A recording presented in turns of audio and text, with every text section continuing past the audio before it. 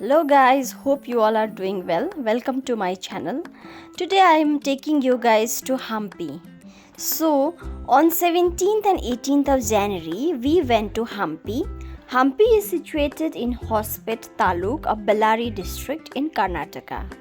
Hospete is the nearest town to Hampi, about 12 kilometers, and this place is well connected with different places of Karnataka, both by road and rail. Hampi is believed to be the ancient Kiskinda of Ramayana times, where the monkey kingdom existed. Hampi is a historical place, and also this is a kind of religious place. So talking a little bit about the history of this place, the Sangama brothers Harihara and Bukka carved a kingdom of their own between 1336 to 1342 AD and founded the splendid city of Vijayanagara, that is city of victory, with Hampi as the capital. Its political boundary in its heydays extended up to River Krishna in the north and Indian Ocean in the south, besides eastern and western coasts. Numerous kings belonging to Sangama, Saluva and Taluva dynasty ruled Vijayanagara for more than 2.25 centuries till its dramatic fall and destruction in 1565 AD. The Battle of Rakasa Tangadi, Talikota, spelled disaster to the city and empire, though the kingdom survived for another 100 years under the kings of Aravida dynasty, but the city of Vijayanagara never regained its past glory.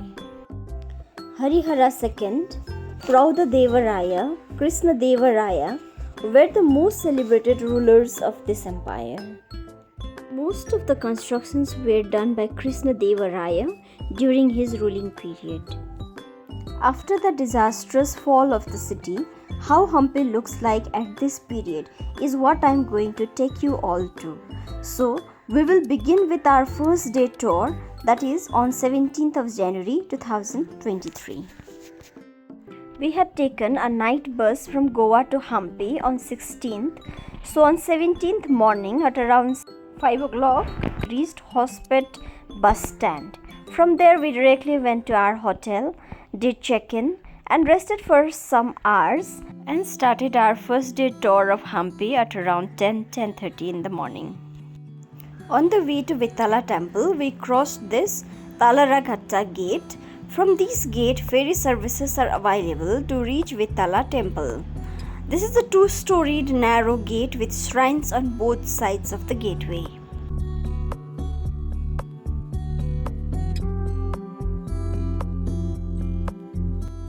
From this place we took ferry and started going inside the Vittala temple complex. This is one of the most important temples found at Hampi, and it marks the highest workmanship, indicating the mature Vijayanagara phase of architecture. It has a massive enclosure with entrance gateways on 3 sides with lofty gopuras at north, south and east. The pillars that are seen out here with some constructions, some remnants of construction. So these are the remnants of Vittala Bazaar. There used to be a huge bazaar, and still there is a sacred Lok Pavani tank located further east to this temple outside the enclosure. So on the way we can see all these remnants of this mandapas on either sides of the pathway remains as the mute testimony to the ancient market that existed during its heydays. Then we reached this huge Vittala temple complex. The Vittala temple is known as Vittaleswara in the inscriptions.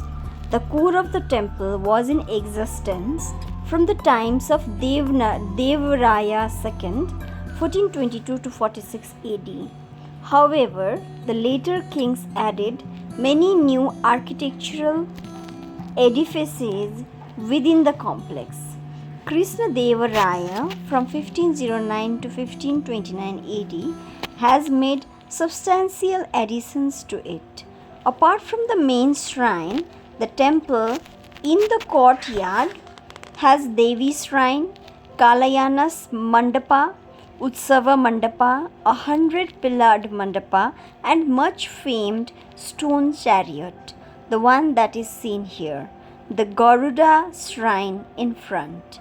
The main temple was dedicated to Vishnu as Vittala.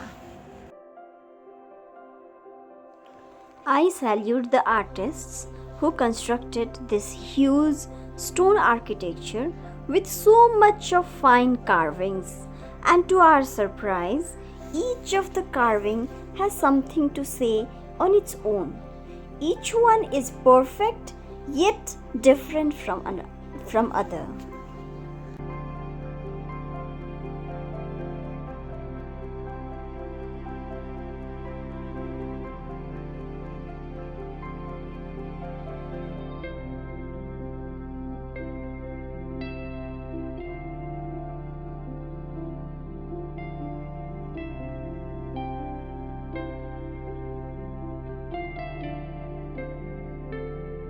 This is Vittala temple complex in Hampi.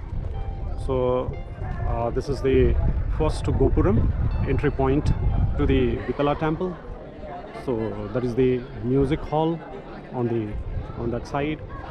So the temple is this. It is in the shape of chariots made of a different layer of stone carved beautifully. So you can see the wheels of the chariot there.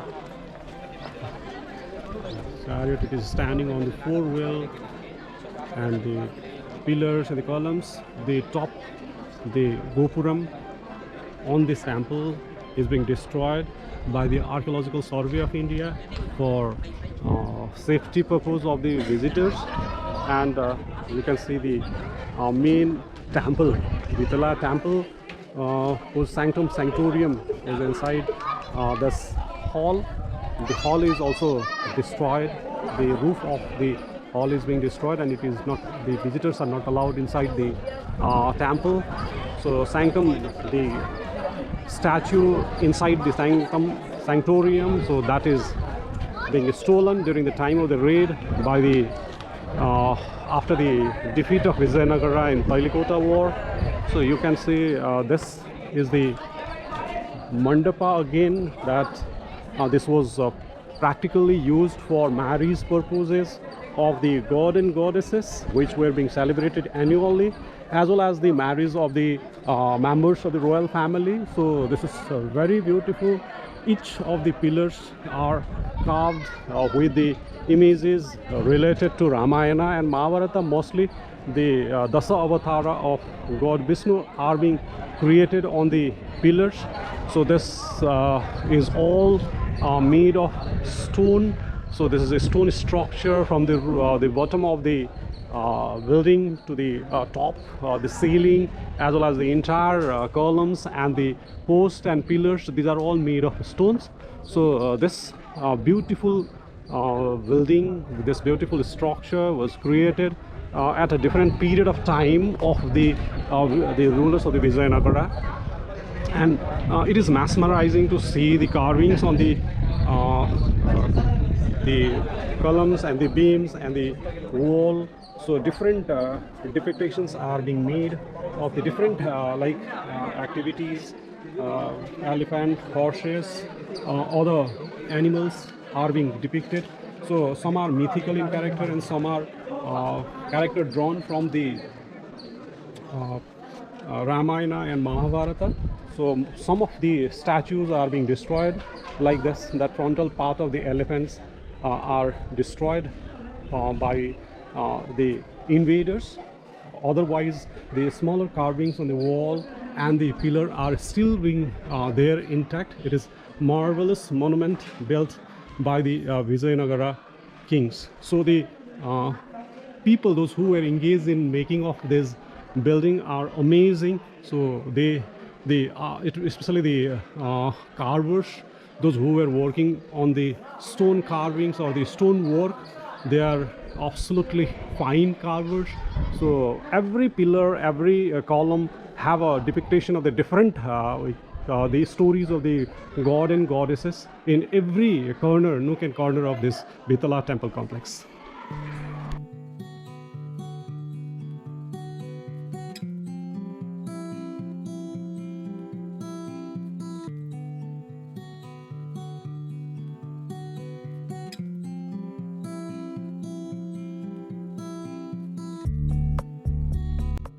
So this is the Loka Pavani Uskarani.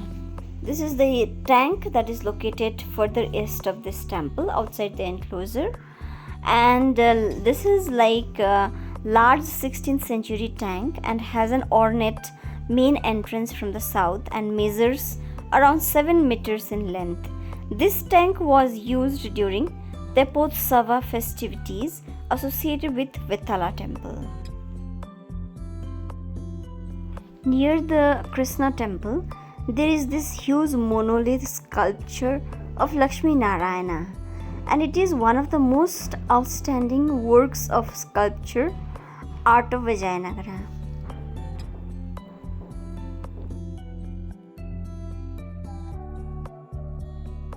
Next, we went to Virupaksa temple. Virupaksa temple initially was a small shrine constructed in the 9th century CE and later developed into a huge complex during Vijayanagara rule during 16th century AD. This temple is the most sacred living temple of Hampi. The entire temple complex is within a long rectangular enclosure divided into two large courts with imposing towered or gopuras or gateways. The complex has numerous subsidiary shrines and pillared cloistered mandapas all along the enclosure wall. Some important subsidiary shrines are of Mukti Narasimha, Pataleswar, Navadurga, etc. Gopurams or gateways often dwarfed the towers on the central shrine and signaled the presence of temple from a distance. Mandapas or pavilions and long pillared corridors that often run around the shrines within the temple complex are used for a variety of purposes like conduction of programs, music, dance, drama, etc., or for the deities to swing in or for marriage purposes. We went inside and had a darshan at Garvagriha or Sanctum Sanatorium, which houses Sivalinga known as Virupaksha, the tutelary deity of Vijayanagara kings. However, the most outstanding vintage is the ceiling paintings of Vijayanagara in the Ranga Mandapa. These noteworthy paintings has the depiction of procession of says Vidyaranya, Dikpalakas and 10 incarnations of Vishnu, Girija Kalyana, Kalyana Sundara, Arjuna piercing the Matsya Yantra and Shiva as Tripurari. A narrow water channel is drawn from Tungabhadra river which flows along the terrace of the temple and gradually descends to the temple kitchen Pakasala and finally flows through the outer Prakara enclosure and later joins the river.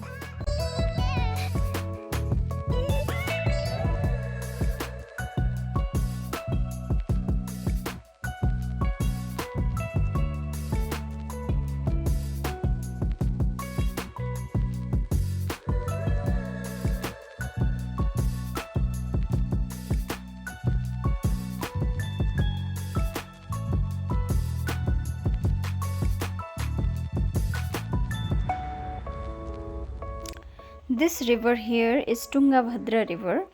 Hampi is located on the bank of Tungabhadra river. This river is formed by the confluence of Tunga river and the Bhadra river at Kudli, Karnataka.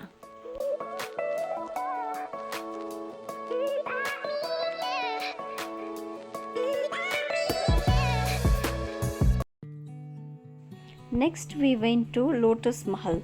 Lotus Mahal is an important secular structure at Hampi. It is also known as Chitrangi Mahal and it is a very good example of Indo-Islamic style of architecture. It is a two-story structure built in rubble masonry and finely plastered. On plan, it is of square type with indents and central projections in the cardinal directions. The ornate plinth has an elegant arched superstructure crowned by 9 miniature structures resembling the Gopura. The cornice is arranged one above the other in diminishing order and topped by a fluted dome which is pyramidal in form. The stucco ornamentation of this cusped arch, though fragmentary, is well executed. Then next we went to the elephant stable. The elephant's table is represented by a homogeneous group of chambers with high arched facade with lofty domed roof.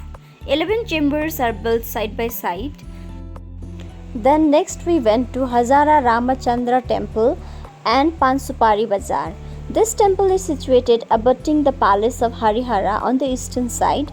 The name Hazara means courtyard or the thousand, and this prefix is given to Ramachandra temple since the location of the temple happens to be the part of the palace complex and also has numerous depictions of relief sculptures of Rama in the Ramayana narrative panel found on Bhitti wall of the temple. Hence the temple is aptly called Hazara Ramachandra. This temple dated to about 14th to 15th century AD and is known for its wall friezes of the great epic Ramayana and few episodes of Bhagavata. In front of this temple on the eastern side is a long bazaar known as Hazara Ramachandra Bazaar, measuring nearly 930 meters in length with many smaller shrines, tanks and series of mandapas. According to inscriptions, the street is known as Kramupa Parnapana Vidhi, Pansupari Street or Pedha Angadi Vidhi, and was the popular main street of Vijayanagara Patana, that is Hampi. Owing to this name, the street is known as Pansupari Bazaar.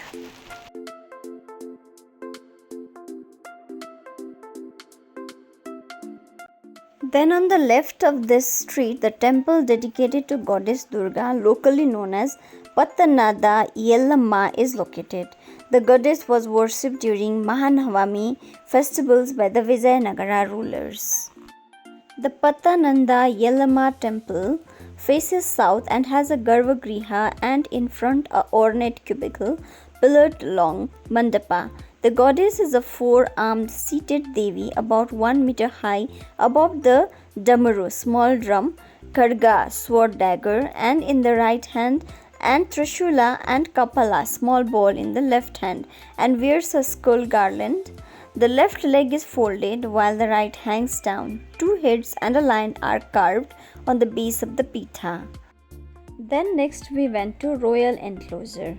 Royal Enclosure is situated on the western side of the Queen's Bath, across the road, covering an area measuring roughly 95,000 square meters, the nucleus of the royalty, and this area is known for its elegant decorated plinths, water systems, large halls, pillared shrines, and different types of water storage tanks, most of which have been found during excavation. This is the aqueduct system made up of stones on which the water used to be brought from the Tungabhadra river and stored in that stepped tank. And here you can see the stone plates that were used by the people working for the royal family, and they used to eat on these plates.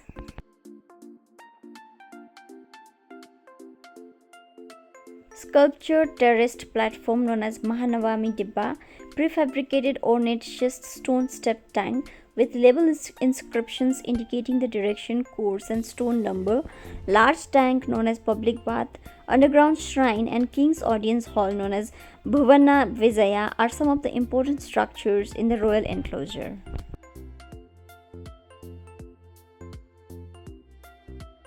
The Mahanavami Dibba is a prominent structure that attracts the attention of visitors and is situated in the citadel area. The excavations in this area here have revealed many secular structure. The structure is named Mahanavami Dibba owing to its uses during the Vijayanagara period. In Kannada language, Dibba means a mound. Since this structure was hidden underneath a mound, it came to be called Mahanavami Dibba. It was on this elevated platform the king used to sit and watch festivities during the 10-day-long Dasara festival, which is also known as Mahanavami festival. Different cultural functions were held in front of this platform and was watched by the king and the member of royalty, a fact attested to us by both indigenous and foreign literary sources. The platform rises from the ground level and tapers in pyramidal form. On top of the structure, a square open platform is noticed and traces of pillar sockets are found.